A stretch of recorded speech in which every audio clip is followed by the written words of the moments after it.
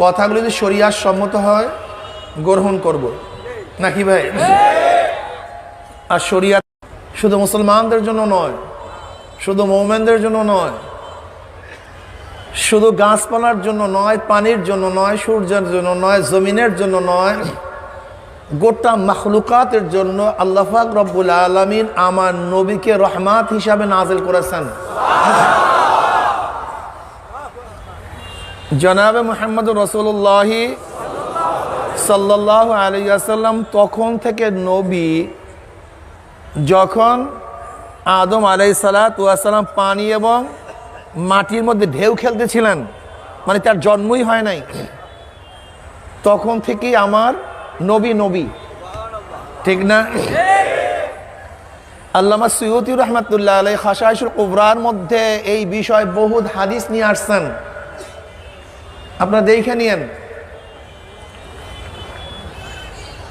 হযরত আদম আলাইহিস সালাতু ওয়াস সালামের অবয়বের মধ্যে যখন রূহ ফুঁকছেন, তার চক্ষু যখন মিলছে, তখন তিনি যেখানেই তাকাইছে সেখানেই দেখে আল্লাহর নামের সাথে মুহাম্মাদের নাম লেখা আছে। আল্লামা সুয়ুতি রহমাতুল্লাহ আলাইহি এই বিষয়ে হাদিস নিয়ে আসছেন। হযরত আদম আলাইহিস সালাতু ওয়াস সালাম যখন জনাব মুহাম্মদুর রাসূলুল্লাহ সাল্লাল্লাহু আলাইহি ওয়াসাল্লামের নাম ধরে, উসিলা ধরে মাফের জন্য আল্লাহর কাছে দোয়া করলেন, আল্লাহ পাক তাকে মাফ করে দিলেন। কিন্তু সাথে সাথে প্রশ্ন করলেন, তুমি মুহাম্মাদের নাম জানো কিভাবে? আমি তো শিখাই নেই মুহাম্মাদের নাম, তুমি নামটা জানলা কিভাবে? বলে, মাওলা হে, তুমি যখন আমার শরীরের মধ্যে রূহ ফুঁকছো, আমি তাকাবার সাথে সাথে দেখছি জান্নাতের এমন কোনো বিল্ডিংয়ের দরজা নাই যে দরজার মধ্যে তোমার এবং তার নাম লেখা নেই। আমি দেখিয়েছি হুরদের চোখের পুতলাকের মধ্যে তোমার নাম লেখা, তার নাম লেখা আছে। আমি জান্নাতের এমন কোনো পাতা দেখি নাই, গাছের পাতা দেখি নাই যেই পাতার মধ্যে তোমার এবং তার নাম লেখা নাই। তা আমি বুঝতে পারছি তোমার নামের সাথে যার নাম, নিশ্চয়ই তুমি তাকে মোহাব্বত করো, ভালোবাসো। এর জন্য তার নাম ধরে আমি তোমার কাছে দোয়া করছি। জনাবে মুহাম্মদুর রাসূলুল্লাহ সাল্লাল্লাহু আলাইহি ওয়াসাল্লাম যেই জমানায় আসতেন, সেই জমানায় তিনি নবী হয়ে যাইতেন, রসুল হয়ে যাইতেন, এবং অন্যান্য রসুল এবং নবীদের তার ইত্তেবা করা ওয়াজিব হয়ে যেত। এমনকি ঈসা আলাইহিস সালাতু ওয়াস সালাম যখন আসবেন, তিনি যদিও নবী, লেকিন তার নবুয়াতি আর চলবে না, চলবে জনাবে মুহাম্মদুর রাসূলুল্লাহ সাল্লাল্লাহু আলাইহি ওয়াসাল্লাম শরীয়ত। জনাবে মুহাম্মদুর রাসূলুল্লাহ সাল্লাল্লাহু আলাইহি ওয়াসাল্লাম আসার আগে নবী ইব্রাহিম আলাইহিস সালাতু ওয়াস সালাম আল্লাহর কাছে দোয়া করছে, রব্বানা ওয়াবআস ফীহিম রাসূলাম মিনহুম ইয়াতলু আলাইহিম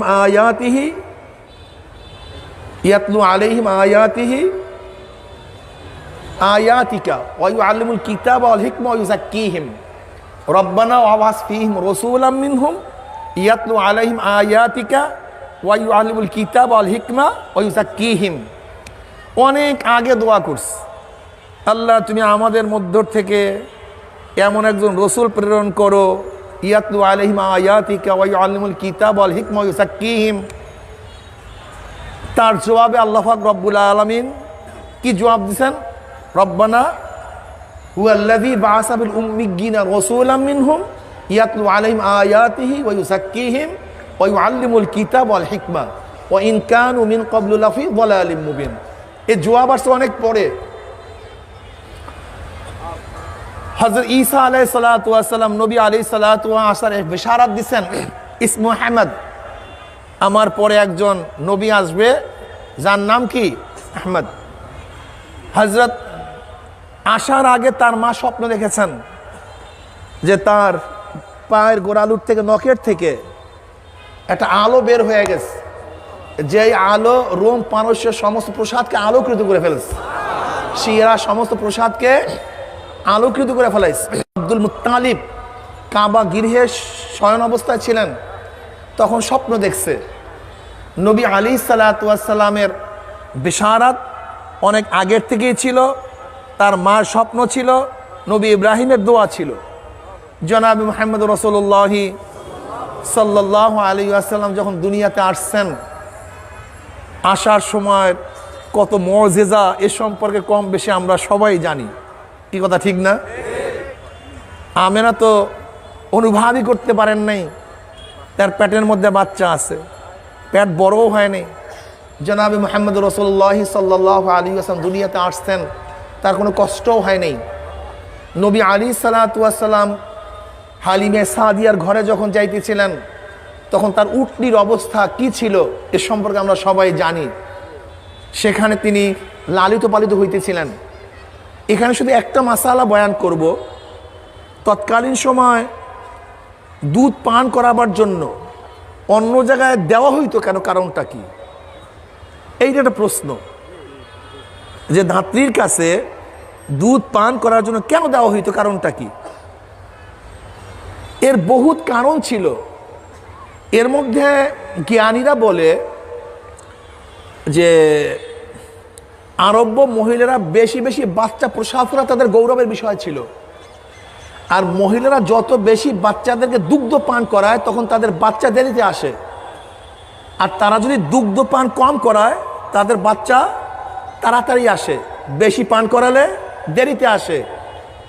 যেহেতু তারা বেশি গর্ভ ধারণ করতে চায়, এর জন্য নিজেরা দুগ্ধ পান করাতেন না, অন্যর কাছে দুগ্ধ পান করাইতে দিয়ে দিতেন।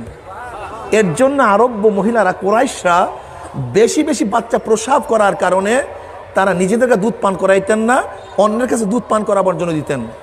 যেহেতু আওলাদ বেশি হওয়া এটা সবচেয়ে গৌরবের বিষয় ছিল, শক্তির বিষয় ছিল। যার বেশি আওলাদ তার তত বেশি শক্তি। ইন্না আমওয়ালাকুম ওয়া আওলাদুকুম ফিতনা। এর জন্য আল্লাহ পাক কি বলছেন? আওলাদ এবং মাল কি? ফিতনা। শক্তি প্রদর্শন, শক্তির জন্য বাচ্চা বেশি প্রসব করত আরব্য মহিলারা। এর জন্য দুগ্ধ বেশি পান করালে বাচ্চা দেরিতে ধারণ করে, কম করালে আগে ধারণ করে। অথচ আমাদের দেশের এখন মহিলারা বাচ্চা ধারণই করতে চায় না, বরং এইটা তাদের গৌরবের বিষয় ছিল।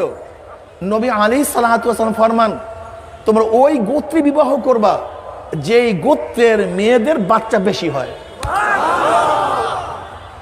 অথচ আমরা বাচ্চা এখন ধারণ করতে চাই না। এটা আমাদের জন্য ক্ষতিকর। বরং ইসলাম গোটা দুনিয়ার মধ্যে বিজয় হওয়ার সবচেয়ে বড় থিম হলো মুসলিমদের বাচ্চা বেশি হওয়া। এটা উসুল, এটা ভিত্তি, মনে রাখতে হবে। কামান বিমান এটা ইসলাম বিজয় হওয়ার বহুত বড় কারণ নয়। ইসলাম বিজয় হওয়ার সবচেয়ে বড় কারণ কি ভাই? মহিলারা, মুসলমান মহিলারা বাচ্চা বেশি প্রসব করা, এইটা ইসলাম বিজয় হওয়ার কারণ। 2070 সনে বিজ্ঞানীরা বলে সবচেয়ে মুসলমানের সংখ্যা বেশি হবে। কারণটা কি? এর কারণ কি? এর কারণের মধ্যে একটা কারণ হলো মানুষ বিজাতিরা বেশি ইসলাম ধর্ম গ্রহণ করবে। আর একটা কি? মুসলমানদের সন্তান বেশি হবে। তাই মুসলমান যদি সন্তান কমায়া দেয়, তাই 70 সনে 2070-এ মুসলমান সংখ্যা বৃদ্ধি হওয়ার পদ্ধতি কি, সুরাত কি? এর জন্য আমাদের বাচ্চা বেশি নিতে হবে। আমাদের শক্তি বাচ্চা বেশি নেওয়ার মধ্যে, আমাদের দুর্বলতা বাচ্চা কম নেওয়ার মধ্যে। এটা মনে রাখবেন। আমাদের শক্তি কিসের মধ্যে? বাচ্চা বেশি নেওয়ার মধ্যে। আমাদের দুর্বলতা বাচ্চা কম নেওয়ার মধ্যে। কাজে খবরদার এই মুসলিম গোষ্ঠীকে দুর্বল বানাবেন না। মুসলিম গোষ্ঠী শক্তিশালী হয়, এর জন্য বেশি বেশি আমরা সন্তান নেব। আমাদের ভাই বেশি হবে, আমাদের সন্তান বেশি হবে। আমাদের সন্তান যখন বেশি হবে, আমরা সংখ্যায় বেশি হব, গোটা দুনিয়ার উপরে তখন আমরা নেতৃত্ব করব। এই ভুল করিয়েন না। ভারত ভয় পায় কেন? হিন্দুরা বাচ্চা নেওয়া বন্ধ করে দিয়েছে। জাপান তো এখন বাচ্চা নেওয়ার জন্য সরকারি ফান্ড থেকে টাকা দিতে আছে। এমন অনেক জায়গায় তো এখন চীনের অবস্থাও সেরকম, রাশিয়ার অবস্থাও সেরকম। বেশি বেশি বাচ্চা নাও, বেশি বেশি বাচ্চা নাও, অথচ কেউ বাচ্চা নিতে চায় না, বাচ্চা নিতে চায় না। এর জন্য আমাদেরকে বেশি বেশি বাচ্চা নিতে হবে। এর মধ্যেই আমাদের গৌরব, এর মধ্যে আমাদের ভবিষ্যৎ, এর মধ্যেই গোটা দুনিয়ার নেতৃত্ব নিহত, গোটা দুনিয়ার নেতৃত্ব নিহত হবে মুসলমানের সন্তান বেশি বেশি হওয়ার মধ্যে। জনাব মুহাম্মদ রাসূলুল্লাহ সাল্লাল্লাহু আলাইহি ওয়াসাল্লাম ছোটবেলার থেকে আলাদা ছিলেন, ইনসাফগার ছিলেন, আদেল ছিলেন, অন্যের হক নষ্ট করতেন না। জনাব মুহাম্মদ রাসূলুল্লাহ সাল্লাল্লাহু আলাইহি ওয়াসাল্লাম হালিমা সাদিয়ার একটা স্তন্য পান করতেন, 8 স্তন্য পান করতেন না, তার দুধ ভাইয়ের জন্য রেখে দিতেন। এটা ইনসাফ, এটা ইনসাফ। অথচ আমরা কি করি, আমারটা তো খাই, অপরটাও খাই। আর জনাব মুহাম্মদ রাসূলুল্লাহ সাল্লাল্লাহু আলাইহি ওয়াসাল্লাম কেমন ইনসাফ রক্ষা করতেন ছোটবেলায় দুগ্ধবাহী অবস্থায়, যে আমি যদি সমস্ত দুধ পান করি আমার দুধ পাই না খেয়ে থাকবে, কাজে আমি এইটা করব না। এই জন্য জনাব মুহাম্মদ রাসূলুল্লাহ সাল্লাল্লাহু আলাইহি ওয়াসাল্লাম মাতৃকুলি গোটা দুনিয়ার মানুষকে ইনসাফ শিক্ষা দিয়েছেন। আজকে আমাদের ইনসাফের অবস্থাটা কি? হ্যাঁ, আপন ভাই ভাতটা খেয়ে ফেলি, আপন ভাই ভাইয়ের হক দেই না। আমি খাবো, আমার ভাই যা যায় যাক, গোল্লায় যায় যাক, তাকে দেওয়ার দরকার নেই। এটা কি ইনসাফ হলো নাকি? অথচ নবী আলাইহিস সালাতু ওয়াস সালাম অনুকরণের দাবি করি, অথচ আমার মধ্যে ইনসাফ নেই। ওয়ায়ুসিরুনা আলা আনফুসিহিম ওয়ালাউ কানা বিহিম খাসাসা। মুমিন তো নিজের ধ্বংসের মুহূর্তেও তার অপর ভাইকে প্রাধান্য দেয়। খাসাসা, ধ্বংসের মুহূর্তে আমি ধ্বংস হয়ে যাব, আমি না খেয়ে থাকবো, আমার ভাই যেন ভালো খায়। আমি শুইব না, বসিয়া থাকবো, আমার ভাই যেন শুইতে পারে। আমি শীতের মধ্যে কাটলাইতে থাকবো, কিন্তু আমার ভাই যেন কম্বল গায়ে দিয়ে ঘুমাতে পারে, সেই ব্যবস্থা আমি করব। মা সালাকাকুম ফি সাকার ক্বালু লাম নাকু মিনাল মুসাল্লিন ওয়া লাম নাকু নুতঈমুল মিসকিন ওয়া কুননা নাখুদু মাআল খায়দিন। সাকার একটা জাহান্নামের নাম। সাকার নামীয় জাহান্নামীকে প্রশ্ন করা হবে, এই কপাল পোড়া, তোকে কোন জিনিস এখানে নিয়ে আসছে? এখানে আসছো কেন? এই কঠিন জায়গায় কেউ আসে? কি করছো, আসছো কেন? ক্বালু, জাহান্নামীরা বলবে, লাম নাকু মিনাল মুসাল্লিন। নাম্বার 1, আমি দুনিয়াতে নামাজ পড়তাম না। কি পড়তাম না ভাই? তা জাহান্নামে যাওয়ার প্রথম কারণ কি? নামাজ না পড়া। বলেন কি ভাই? এখন কোনো ভণ্ড যদি বলে আমার কাছে বুড়ি ধাও, নামাজ লাগবে না, তোমাকে জান্নাতে নিয়ে যাব, তাই কোরআন বলে নামাজ না পড়া জাহান্নামে যাওয়ার কারণ। আর তোমার ভণ্ড বলতেছে আমার কাছে মুরিদ হও, আমার ভক্ত হও, তোমার নামাজ লাগবে না। আপনি কোরআনের কথা মানবেন না ভণ্ডের কথা মানবেন? হ্যাঁ, এতটুকু মাথায় আকল নাই? স্পষ্ট কোরআনের আয়াত, মা সালাকাকুম ফি সাকার ক্বালু লাম নাকু মিনাল মুসাল্লিন। ক্বালু, তারা বলবে, কারা? জাহান্নামীরা বলবে, লাম নাকু মিনাল মুসাল্লিন, আমরা দুনিয়াতে নামাজ পড়তাম না, নামাজ পড়তাম না। আর আমাদের দেশের হাজারো মুসলমানের সন্তান নামাজ পড়ে না। আমি বিশ্বাস করতে পারি না একজন মুসলমান নামাজ না পড়ে কিভাবে, এটা আমার বুঝেই আসে না। আল ফারকু বাইনাল কুফরি ওয়াল আবদি তারকুস সালাহ। কাফের এবং মুমিনের মধ্যে পার্থক্য, মুমিন নামাজ পড়ে, কাফেররা নামাজ পড়ে না। এটা কিভাবে হতে পারে? এক ওয়াক্ত নামাজ ইচ্ছা করিয়া কাজা করলে, হাত্তা মাজা তক্তুহা সুম্মা কাজা, নামাজ সারিয়া দেয় নেই, পড়ছে জোহরের রক্ত, জোহরের নামাজ আসরে, আসরের নামাজ মাগরিবে, মাগরিবের নামাজ এশায়, এশার নামাজ ফজরে, সারে নাই। এক ওয়াক্তের নামাজ আর এক ওয়াক্তে কাজা করছে ইচ্ছা করিয়া। এই এক ওয়াক্তের নামাজ আর এক ওয়াক্তে ইচ্ছা করিয়া কাজা করলে 2,88,00,000 বছর জাহান্নামে থাকতে হবে। আচ্ছা বলেন তো, যার মধ্যে ঈমান আছে, জাহান্নামকে বিশ্বাস করে, আখিরাতকে বিশ্বাস করে, যদি তার গলার মধ্যে ছুরি ধরেন, নামাজ কাজা করবে? তা তুমি নামাজ কাজা করলা কিভাবে? তোমাকে এই কথা কে বলছে যে নামাজ লাগবে না? আজকের থেকে নিয়াত করো, জীবন যাক আর থাক, নামাজ মুসলমান কাজা করবে না। নিয়াত করো আজকের থেকে, জীবন যাক আর থাক, আমি নামাজ কাজা করব না। মুসলমান নামাজ কাজা করতে পারে না, মুসলমান নামাজ ছাড়তে পারে না। মুমিন এবং কাফেরের মধ্যে পার্থক্য, মুমিন নামাজ পড়ে, কাফের নামাজ পড়ে না। মা সালাকাকুম ফি সাকার ক্বালু লাম নাকু মিনাল মুসাল্লিন ওয়া লাম নাকু নুতইমুল মিসকিন। আর একটা কাজ কি? আমি জাহান্নামে কেন আসছি?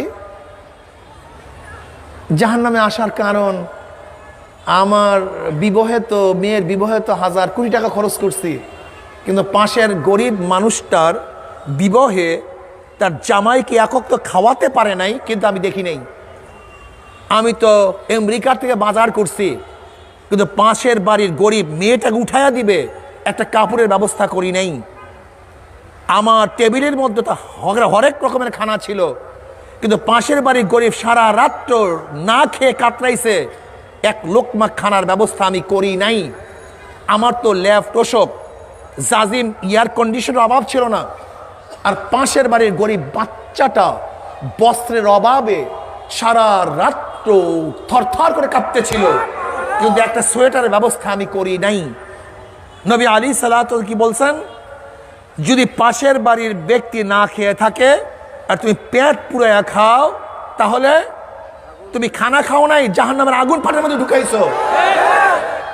ওয়ালাম নাকু নুতইমুল মিসকিন, আমি গরিবদেরকে খাওয়াইতাম না। ইনসাফ আমাদের মধ্যে নাই। অথচ দেশ স্বাধীন হওয়ার 3টা কারণ ছিল। কয়টা কারণ ভাই? সাম্য, মানবিক মর্যাদা, সামাজিক ন্যায় বিচার। বলেন কি ভাই? মানবিক মর্যাদা, সামাজিক ন্যায় বিচার, ন্যায় বিচার, ন্যায় বিচার। অথচ আমরা নিয়ে আসছি ধর্মনিরপেক্ষতাবাদ, সমাজতন্ত্রবাদ, জাতীয়তাবাদ, গণতন্ত্রবাদ। এগুলি একটাও স্বাধীনতার ভিত্তি ছিল না, একটাও স্বাধীনতার ভিত্তি না। স্বাধীনতার ভিত্তি সাম্য। বলেন সামরিক সমান, গরিব দুঃখী, ঋষি কামার, মজদুর, কুলি চামার, সৈয়দ তালুকদার, চৌধুরী চৌকিদার, যত গোত্র আছে বাংলাদেশের নাগরিক হিসাবে সমস্ত মানুষ সমান মর্যাদার দিক থেকে, অধিকারের দিক থেকে। সেও নাগরিক, এও নাগরিক, চৌধুরী সাহেবও নাগরিক, ওই ধোপাও নাগরিক, তালুকদারও নাগরিক, নাপিত নাগরিক। সাম্যতা, সমান সবার অধিকার থাকবে। কে আওয়ামী লীগ, কে বিএনপি, কে জাতীয় পার্টি, কেউ জাসদ, কে বাসদ, কে সরকারি দল, কে বিরোধী দল, দেখার বিষয় নয়।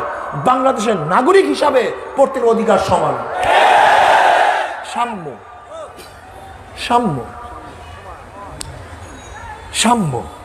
সরদার দো আলম আলাইহিস সালাতু ওয়াস সালামের সাম্যতার তারিফ কি? বিদায় হজের সময় নবী আলাইহিস সালাম কি বলেছেন? আজকে কে কালো কে সাদা দেখার বিষয় না, কে কুরাইশ কে নন কুরাইশ দেখার বিষয় না, কে আরবি কে গैर আরবি দেখার বিষয় না। গোটা দুনিয়ার মানুষ সব সমান। গোলাম মালিকের সাথে খানা খাবে একই দস্তারখানে, হ্যাঁ, মালিক খাবে হরেক রকমের, আর গোলাম না খেয়ে থাকবে, এর নাম সাম্যতা না। ইসলাম স্পষ্ট বলে দিয়েছে, মালিক যা খাবে গোলাম একই খানা খাবে। আমার নবীকে চিনছো? রহমাতুল্লাহ আলামিন কি জিনিস? আমার নবী কি বলেছেন? মালিক যা বস্ত্র পরিধান করবে গোলাম একই বস্ত্র পরিধান করবে। আল্লাহু আকবার। সাম্যতার রূপকার আমার নবী আলাইহিস সালাতু ওয়াস সালাম। গোটা দুনিয়ার সমস্ত বাদীরা সাম্যতার উপকার নয়, গোটা দুনিয়ার সাম্যতার উপকার কে? জনাবে মুহাম্মদ রাসূলুল্লাহ সাল্লাল্লাহু আলাইহি ওয়াসাল্লাম। শুধু হুকুম করবা আর তুমি কাজ করবা না, এর নাম সাম্যতা না। জনাবে মুহাম্মদ রাসূলুল্লাহ সাল্লাল্লাহু আলাইহি ওয়াসাল্লাম খন্দকের ময়দানে কি অবস্থা ছিলেন? সাহাবারাও যেই কাজ করছে তিনি একই কাজ করেছেন। জনাবে মুহাম্মদ রাসূলুল্লাহ সাল্লাল্লাহু আলাইহি ওয়াসাল্লামের তারিফ করতে গিয়ে রাবি বলেন, নবী আলাইহিস সালাতু ওয়াস সালাম বুকের মধ্যে পাথর টানতে টানতে তার সমস্ত বুক মোবারক ধুলে এবং কাদায় মিশ্রিত হয়ে গেছিল। সাহাবায়ে কেরাম রিদওয়ানুল্লাহ আজমাইন আসছেন, নবী আল্লাহ ক্ষুধার্ত, কিছু খানার ব্যবস্থা করেন, পেটে পাথর বাঁধছি। নবী আলাইহিস সালাতু ওয়াস সালাম বললেন, কত পাথর বাঁধছো? দেখে এক একটা পাথর বাঁধা। নবী তার কাপড় উঠালেন, দেখেন সবাই পেটের মধ্যে পাথর একটা, আমার নবীর পেটের মধ্যে পাথর দুইটা।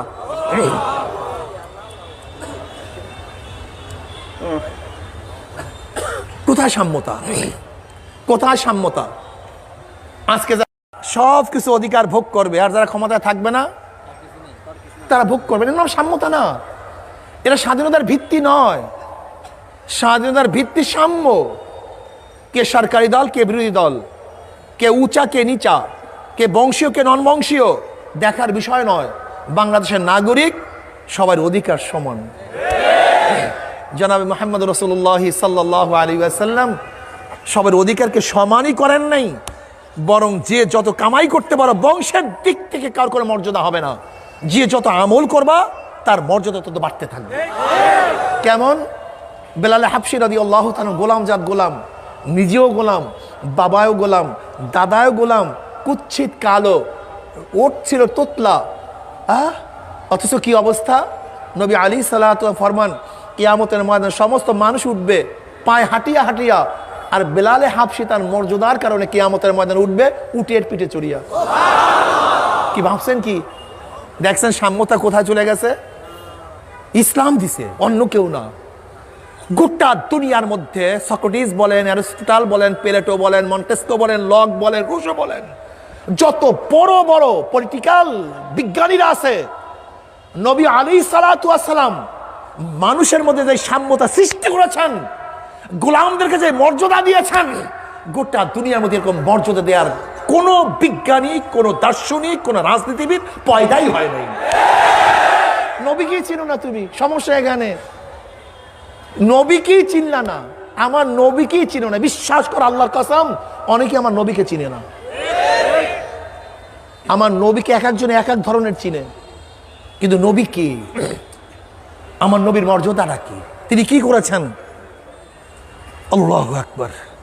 জনাবে মুহাম্মদ রাসূলুল্লাহ সাল্লাল্লাহু আলাইহি ওয়াসাল্লাম কিভাবে বন্টন করতেন?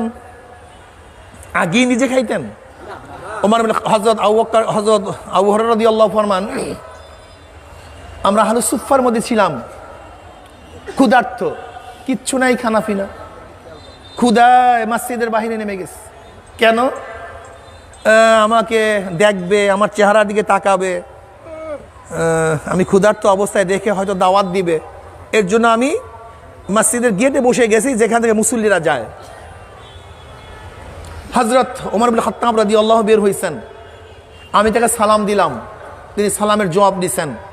আমি তার কাছে মাসআলা জিজ্ঞাসা করছি, আমি মাসআলা জানতাম, জবাব আমি জানি। জিজ্ঞাসা করছি কেন? এই মাসআলার জবাব দিতে দিতে আমার দিকে তাকাবে, আমার অবস্থা দেখবে যে আমি ক্ষুধার্ত, আমাকে দাওয়াত দিবে, হয়তো বা কিছু খেতে পারবো, এই আশায় আমি তাকে মাসআলা জিজ্ঞাসা করছি। ওমর ইবনে খাত্তাব রাদিয়াল্লাহু তাআলা সালামের জবাব নিলেন, মাসআলার জবাব দিলেন, চলে গেছেন, আমাকে দাওয়াত দিলেন না। আমি বুঝছি তার ঘরের মধ্যেও কিচ্ছু নাই, আমাকে খাওয়াবার মতো কিচ্ছু নেই। আবু বকর সিদ্দিক রাদিয়াল্লাহু তাআলা আসছেন, আমিও তাকে সালাম দিলাম, তিনিও সালামের জবাব নিছে, মাসআলা জিজ্ঞাসা করছি, মাসআলার জবাব দিছে, লেকিন দাওয়াত দিলেন না। বুঝছি তার ঘরেও আমাকে খাওয়াবার মতো কিচ্ছু নেই। এরপর সর্দার দো আলম আলাইহিস সালাতু আসছেন, আমি তাকে সালাম দিছি, দেওয়ার সাথে সাথেই তিনি ঘরে ডাকছেন, এই ঘরে কিছু আছে খাওয়াবার মতো? ঘরের থেকে জবাব আসছে, এক পেয়ালা দুধ হাদিয়ে আসছে, এর বাইরে কিছুই নেই। নবী আলাইহিস সালাতু ওয়াস সালাম আবু হুরায়রাকে বললেন, যাও আহলু সুফফার মধ্যে যত সদস্য আছে সবাইকে নিয়ে আসো, আমার ঘরে দাওয়াত। আবু হুরায়রা রাদিয়াল্লাহু চিন্তা করলেন, এক পেয়ালা মাত্র দুধ, এ তো আমার জন্যই যথেষ্ট না। আর তৎকালীন সময় আমরা 70-এর উপরে লোক ছিলাম, আর আমাকে সবাইকে আনার জন্য বলছে, আর হুকুম তো আমাকেই দিবে, বন্টন করো। তা আমি তো যেই আব্দুল্লাহ সেই আব্দুল্লাহ, যেই ক্ষুধার্ত সেই ক্ষুধার্থী, তা আমার অবস্থাটা কি? কিন্তু হুকুম তো অমান্য করার কোনো ক্ষমতা নেই। সবাইকে ডাকলাম, সবাই বসছে, নবী আলাইহিস সালাতু ওয়াস সালাম হাতে পেয়ালা নিয়ে আসছেন, আসি আমার কাছে দিলেন, নাও আবু হুরায়রা পান করো। আবু হুরায়রা রাদিয়াল্লাহু ফরমান, আমি দুধের পেয়ালা নিয়ে প্রথম একজনের কাছে গেছি।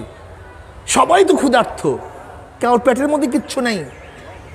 ক্ষুধার্ত অবস্থায় পেয়ালার দুধ পেয়ে এক চুমুকি পেট পুড়ে ফেলাইস। কিন্তু ওই সত্তার কসম যার কুদরত হাতের মধ্যে আমার জীবন, পেয়ালার থেকে এক ফোঁটা দুধ কমে নেই, এক ফোঁটা দুধ কমে নেই। আমার নবীর মুআজিজা, আমাকে পেয়ালা ফেরত দিছে। আমি দ্বিতীয় ব্যক্তির কাছে নিয়ে গেছি, দ্বিতীয় ব্যক্তিও পেয়ালার থেকে দুধ পান করছে, কিন্তু দুধ এক ফোঁটাও কমে নেই। তৃতীয় ব্যক্তির কাছে নিয়ে গেছি, সেও পান করছে, দুধ কমে নাই। এরকম করতে করতে আহলুস সুফফার সমস্ত সদস্যদেরকে আমি দুধ পান করালাম, কিন্তু যেই দুধ সেই দুধ। এবার নবী আলাইহিস সালাতু ওয়াস সালাম বললেন, আবু হুরায়রা পান করো। আমি পান করলাম, এক চুমুকি পেট পুড়ে ফেলাইস, পেয়ালা ফেরত দিছি। নবী বললেন, আবু হুরায়রা আবারও পান করো। বলি, ইয়া নবী আল্লাহ, পেটে জায়গা নাই তো। না, আবারও পান করো। আমি আবারও পান করলাম, পেয়ালা ফেরত দিলাম। এবার নবী বলেন, আবু হুরায়রা আবারও পান করো। বলি, ইয়া নবী আল্লাহ, জায়গা নাই তো। না, আবারও পান করো তুমি। আমি আবারও পেয়ালার থেকে দুধ পান করলাম, এবার পেয়ালা ফেরত দিছি। এরপর আমার নবী পান করছেন। আগে সাগরেদ, আগে কর্মী বাহিনী, আগে উম্মত, আর আমাদের অবস্থাটা কি? হ্যাঁ, খুব ভালো মতো বুঝতে হবে, বোঝার চেষ্টা করতে হবে। সরদার দো আলম আলাইহিস সালাতু আখলাক, চরিত্র আমাদের গঠন করতে হবে, এই তবিয়াত আমাদেরকে নিয়ে আসতে হবে।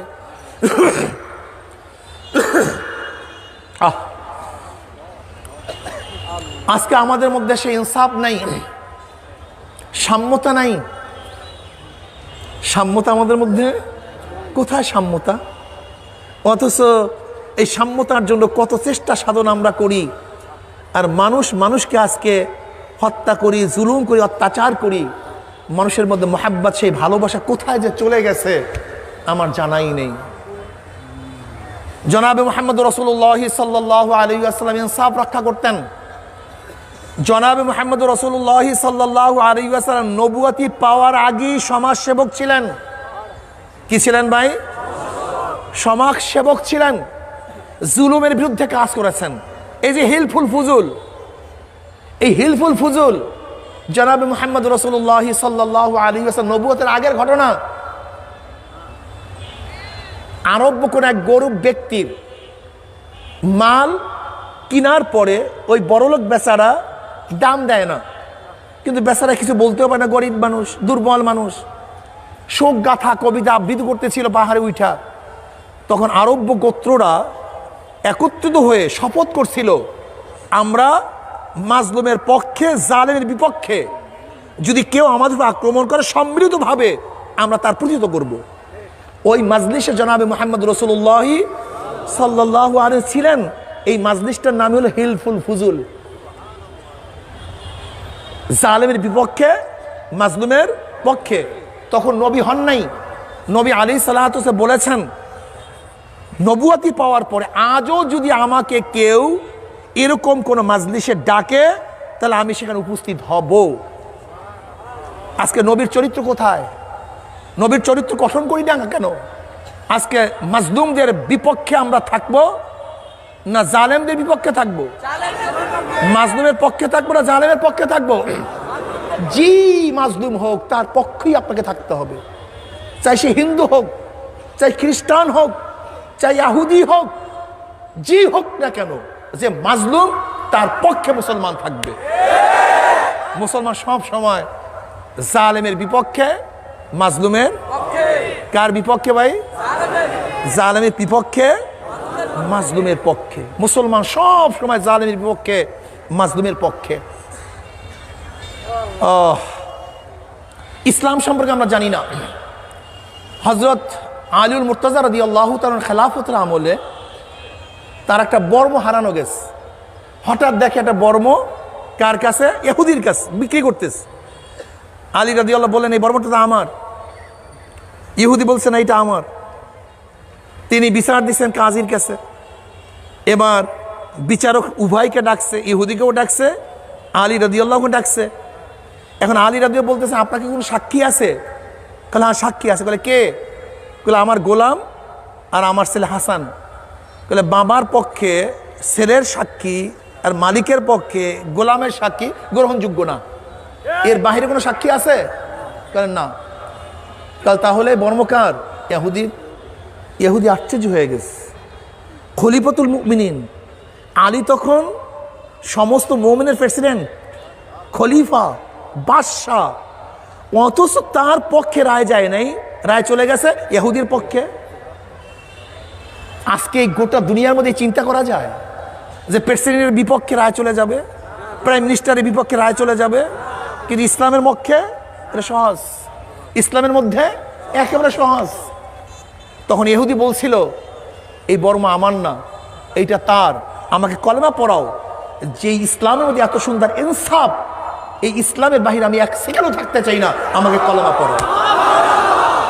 আগেকার জমানায় কাফের বেঈমান মুশরিকরা ইসলামের চরিত্র দেখি ইসলাম গ্রহণ করত, আর আজকে আমাদের চরিত্র দেখিয়া মুসলমানরা ইসলাম থেকে অনেক দূরে চলে যাইতেছে। জনাবে মুহাম্মদ রাসূলুল্লাহ সাল্লাল্লাহু আলাইহি ওয়াসাল্লাম শুধু মানুষের জন্য রহমত না, তিনি জমিনের জন্য রহমত। নবী আলাইহিস সালাতু গাছের জন্য রহমত। আমার নবী কি বলেছেন?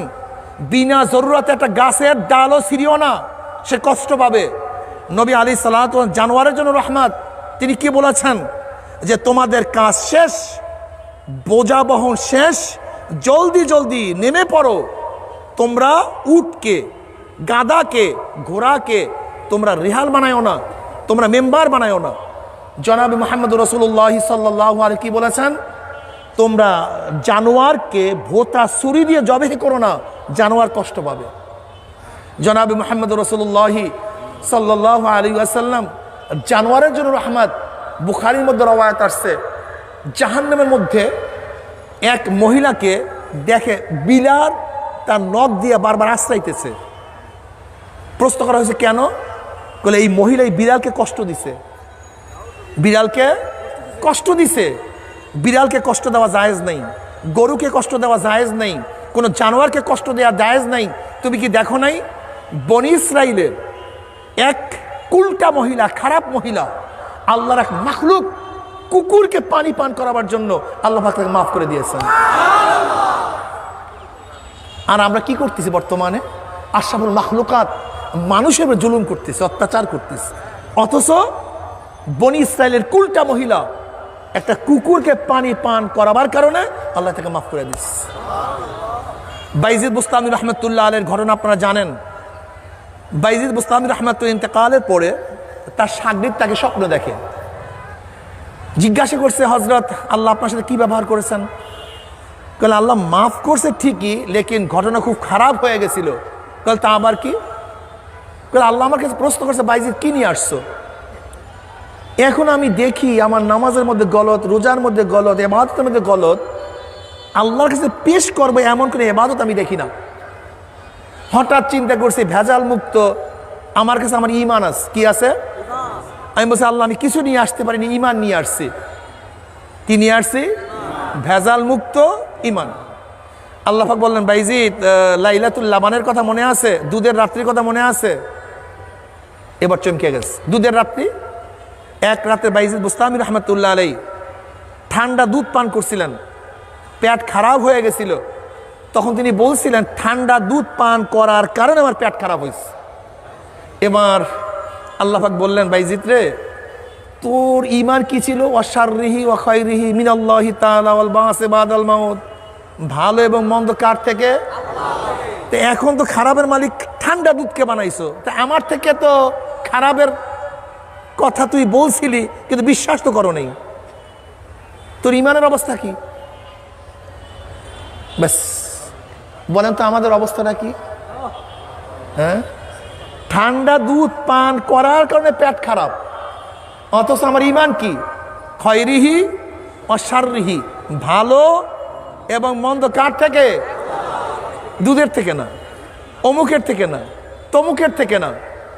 এবার বাইজিদ বুস্তামি রহমাতুল্লাহ পেশান হয়ে গেলেন, বললেন মাওলা কিছু নিয়ে আসতে পারি নাই, তোমার রহমাতের ভরসা করে আসছে। এবার আল্লাহ পাক বললেন জাগা মতো আসছে, জাগা মতো আসছে, আজকে তোর ছোট্ট একটা আমলের কারণে আমি তোকে মাফ করে দেব। বলে কি? যে একদিন একটা বিড়াল শীতের রাত্রে কাতরাইতেছিল ঠান্ডায়, তুই আমার মাখলুকাত হিসাবে শ্রদ্ধা সম্মান দেখাতে গিয়া তোর কম্বলের মধ্যে নিয়ে আরাম দিছিলি।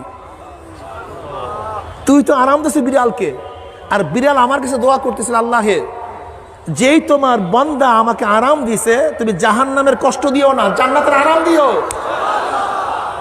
ওই বিড়ালের দোয়া কবুল করছে, এই কারণে আজকে তোকে মাফ করে দিলাম। কষ্ট দেয়া যাবে না, অন্যায় ভাবে কোনো মাখলুকাতকে কষ্ট দেয়া যাবে না, চাই সে জানোয়ার হোক। আর আশরাফুল মাখলুকাতে তো প্রশ্নই হতে পারে না, কোনো অবস্থাতেই অন্যায় ভাবে কাউকে কষ্ট দেয়া। আমার নবী আলাইহিস সালাতু ওয়াস সালাম রহমত হিসেবে গোটা দুনিয়ার মধ্যে আসছেন, কষ্ট দেয়া যাবে না। ইসলাম কি জানো? ইসলাম যুদ্ধের ময়দানেও বাচ্চাদেরকে আঘাত করে নিষেধ করছে। ইসলাম যুদ্ধের ময়দানেও যেই মহিলারা মুসলমানের বিরুদ্ধে অস্ত্র ধারণ করবে না তাদেরকে হত্যা করতে নিষেধ করেছে। ইসলাম যুদ্ধের ময়দানেও কোনো পুরোহিতকে আঘাত করতে নিষেধ করেছে। ইসলাম যুদ্ধের ময়দানেও কোন ইহুদি নাসারা খ্রিস্টান যদি তোমার উপর আক্রমণ না করে তাদের উপর আক্রমণ করতে নিষেধ করেছে। ইসলাম যুদ্ধের ময়দানে কোনো কাফের বেঈমান শত্রু যদি ধরা পড়ে তাদের সাথে খারাপ ব্যবহার করতে নিষেধ করেছে। ইসলাম জানোই তো না ইসলাম কি জিনিস। আর আজকে ইসলামকে বলেছে টেররিস্ট, আজকে ইসলামকে বলেছে সন্ত্রাসবাদ, আর ইসলামকে বলেছে খুনি। তুমি কি ইসলাম সম্পর্কে জানো? আজকে তোমরা কি ব্যবহার করতেছো গোটা দুনিয়ার মধ্যে? আর ইসলামের যুদ্ধের ইতিহাস দেখো, স্পেনের মধ্যে মুসলমান হারার পরে, পরাজিত হওয়ার পরে তোমরা গোটা মুসলমানের ঘর বাড়ি সব জ্বালিয়ে দিয়েছো। একটা ঘর রাখো নাই, একটা মসজিদ রাখো নাই, একটা মুসলমান জিন্দা রাখো নাই। অথচ মুসলমান গোটা দুনিয়ার মধ্যে যেখানে বিজয় করেছে, বিজয় করে একটা ইহুদি, একটা খ্রিস্টান, একটা হিন্দু হত্যা করে নেই, কোন বস্তির মধ্যে আগুন দেয়নি। আর ইসলামকে বলেছে টেররিস্ট, সন্ত্রাসবাদ। আর মুসলমানের গোষ্ঠী ইসলাম সম্পর্কে জানে না।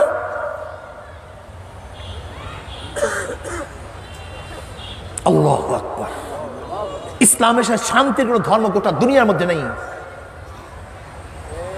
সেই ইসলামকে টেররিস্ট বানাইস, সন্ত্রাসবাদ বানাইস, মৌলবাদী বানাইস ইসলামকে। আমরা মৌলবাদী, কোনো সন্দেহ নাই। মূলের উপরে যে থাকে তাকে বলে মৌলবাদী। মূলের উপরে যারা থাকে তাদের কি বলা হয়? আমাদের আল্লাহ কয়জন? এটা মূল, এর মধ্যে আমরা পার্থক্য করি না, আমরা মৌলবাদ। আমার নবীকে জনাবে মুহাম্মদ রাসূলুল্লাহ কাজে আমরা মৌলবাদ, এটার মধ্যে কোনোদিন পরিবর্তন করি না। আমাদের কিতাব কোরআন আমরা কোনোদিন পরিবর্তন করি না। আমাদের নামাজের মধ্যে আমরা পরিবর্তন করি না, আমাদের আকীদার মধ্যে পরিবর্তন করি না, আমাদের নীতি আদর্শের মধ্যে পরিবর্তন করি না, আমাদের কাজের মধ্যে পরিবর্তন করি না। কাজে আমরা মৌলবাদ। কি কথা ঠিক না? আমরা পরিবর্তনশীল নই, কিন্তু আমরা সন্ত্রাস নই, আমরা জুলুম করি না, আমরা কারোর অত্যাচার করি না, অবিচার করি না। সাম্য। যদি মুসলমান অত্যাচার করতো, অবিচার করতো, তা 750, 800, 900 বছর পর্যন্ত এই পাক উপমহাদেশের শাসক ছিলাম আমরা।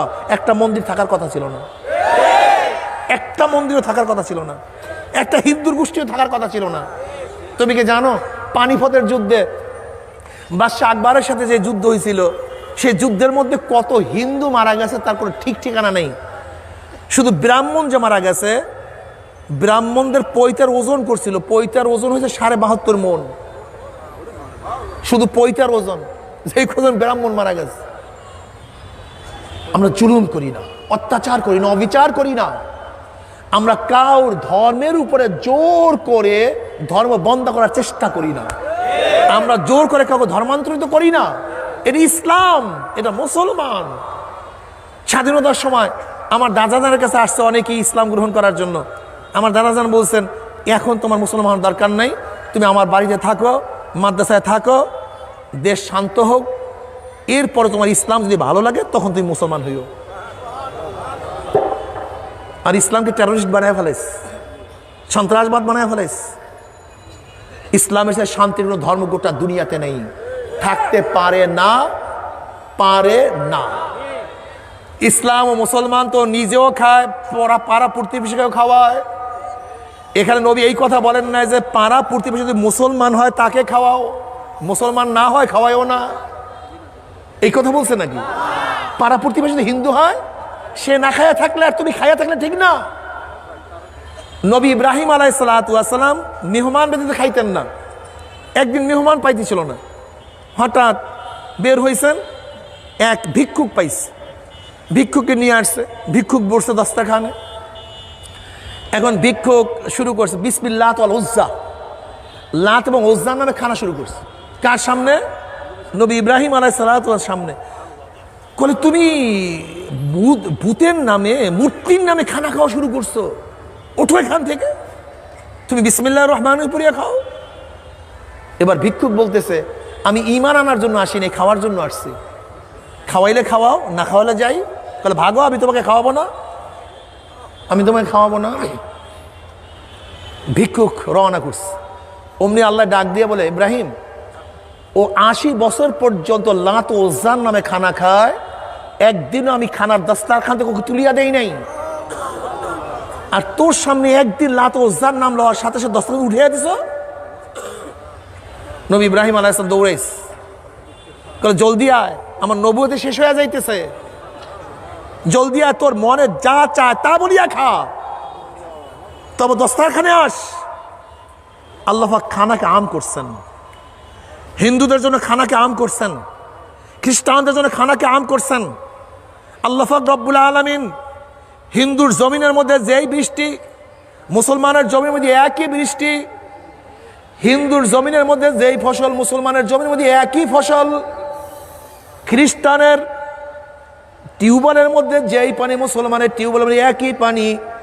মুসলমানদের জন্য বস্ত্রের ব্যবস্থা করছেন, হিন্দুদের জন্য বস্ত্রের ব্যবস্থা করছেন। আল্লাহ পাক দুনিয়ার খানা পিনার ব্যাপারে কোনো পার্থক্য করেন নাই। আম বলেন, জাম বলেন, মাছ বলেন, গোটা দুনিয়ার মাখলুকাতের জন্য আমার মাওলা ওমা মিন দাব্বাতিন ফিল আরদি ইল্লা আলাল্লাহি রিজকুহা, আমার মাওলা পাক রব্বুল আলামিন দুনিয়ার সমস্ত খানা পিনা সবার জন্য আম করিয়া দিয়েছেন।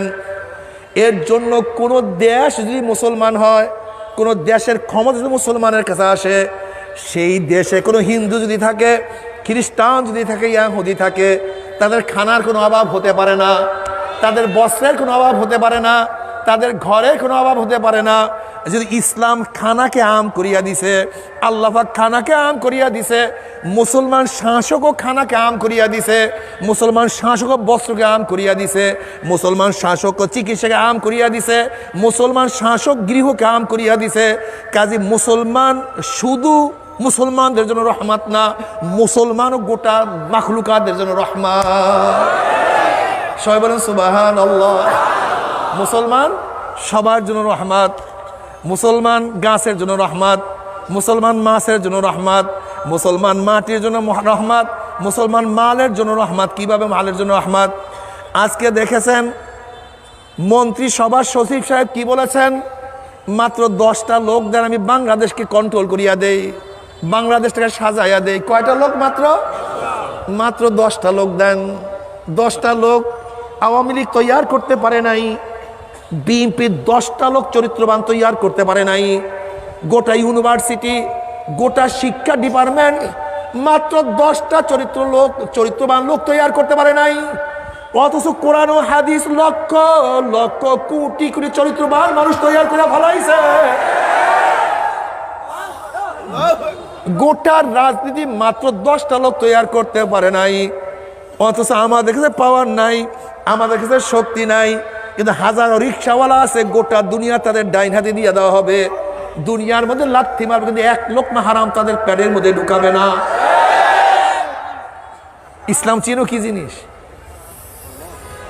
ইসলাম জানো কি জিনিস? 10টা লোক তৈরি করতে পারে নাই, গোটা ইউনিভার্সিটি। না, ওই আনোয়ার সাহেব সেও তো দাড়িওয়ালা দিনের কারণে, সেও তো টুপিওয়ালা দিনের কারণে, তার মধ্যে তো দিনের বুঝ থাকার কারণে আজকে সে 10টা লোক চায়। তার মধ্যে দিনের যদি বুঝ না থাকতো তাহলে সেও 10টা লোক চাইতো না। কি তৈরি করছো কও? হ্যাঁ, ডাকাত, ডাকাত তৈরি করছে। আমরা চোর কাকে বলি? আমরা গুন্ডা কাকে বলি? ছিনতাইকারী কাকে বলি? যে অস্ত্র ঠেকাইয়া চাকু ঠেকাইয়া বলে দিলে দাও নালে কূপ দেব, দিলে দাও নালে গুলি দেব। বেচারায় কত কষ্ট করিয়া কত টাকা পায়, 2000, 3000, 5000, অনেক সময় ফেলও খায়, ধরা পড়লে জীবন শেষ। মাত্র 5000, 10,000 টাকার জন্য কত বড় রিস্ক নেয়। আর আজকে কলমধারী ডাকাত যারা কলম ঠেকায় বলে দেলে দাও নাহলে তোমার জমি শেষ।